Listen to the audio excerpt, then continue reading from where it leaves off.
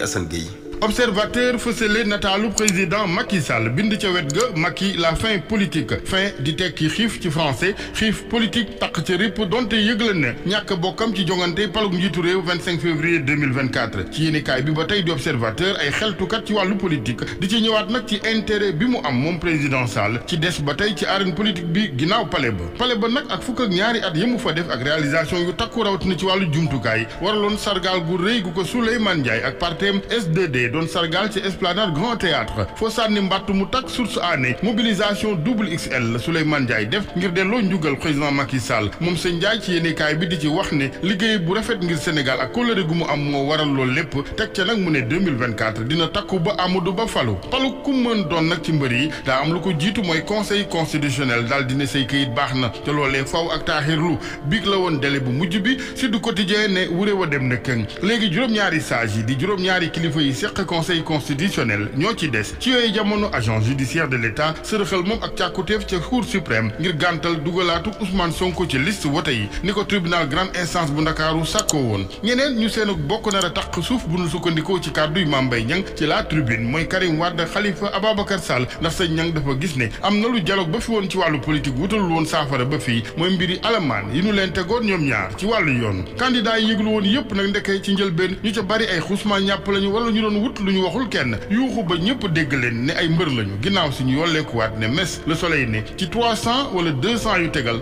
ci mujjantal juróom-ñaar fukk ak juróom-ñeenti candidat rek ñoo daal di déposer seeni dossier segg gi nag di parrainage bi yéenekaay bi di bis bi le jour ñëwaat ci chance bi ñi nu duppee les petits am risque ñi nu duppee les grands ak it ñu ne ñi parrainage député yi sowe clôturam déposém dossier présidentiel gi nag démb ci minuit l'info ne léegi ñu ngi ci virage bu mujj bi faw ak jàll ci wàññu parrainage gi te foofee du safa ak marwa du lu yomb moo waraloon sax ñu ne ci atum 2019 candidat yi ci mel ni El Hadji Malick Gakou Bougane Gueye Dany ak ñeneen kale woon l'info ne ci weti màggeti jinne politique yu ci mel ni nag Idrissa Seck Khalifa Sall di ñu am expérience ci terrain bi candidat yu bari yu soog a jóg ku moywul ci tefes gi la ñuy des ancien premier ministre Abdoul Mbaye moom ci la tribune la mu gis mooy changement di coppite ci réew mi lu nécessaire la lu war a am lu ko mooy ci gis-gisam ci musiba la nu jëm opposition bi mu ne war nañoo def seen kem kàttan bennoo ci taxaw xeex ngiri élection yu jaar ci yoon yu leer ca nag mu ne du rekk président Macky Sall nee na nañu woteel Amadou Ba rek nit ñi daañu woteel Amadou Ba coowal Ndella Madior Diouf ba tey ci yéenikaay ci observateur ñu jàng cab néewub liir bu ñu dugaloon ci siwo glace benn médecin SOS santé bu ñu teg loxo animateur rajo bi ñu jàppoon it moom ci kanamu enquêteurs yi nangu na ne suul na ñaari liir ca Yoff am na nag kenn ku mu ci lëngaloon di complice ci yooyee armeel ñu ngi koy wër ba tey libération ñëwaat ci tuuma yi enquête kat yi nag daal di nar a ngàll